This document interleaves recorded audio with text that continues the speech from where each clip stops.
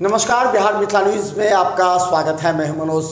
और बता दें कि 15 अगस्त स्वतंत्रता दिवस और इस बार का जो अमृत महोत्सव है, खासकर पूरे दरभंगा में हर्षोल्लास और जोश उमंग दिख रहा है।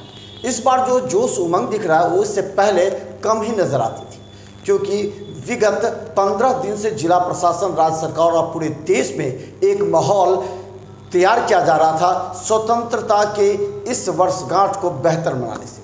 और दरभंगा में भी 15 अगस्त की सुबह से ही सड़कों पर बच्चों का हुजूम देखने को मिलेगा, जो वंदे मातरम के नारों के साथ हाथ में झंडा लिए जब ये बच्चे अपने अंदर के जोश और उमंग को देखते थे तो लगता है कि इनसे सीख लेने की आवश्यकता है, इनके जज्बातों से सीख लेने की आवश्यकता है कि इनके सामने सिर्फ अपना देश है। तो देखिए सड़कों पर किस तरह बच्चे अपने तरीके से राष्ट्रगान गाते हुए लोगों को संदेश दे रहे हैं।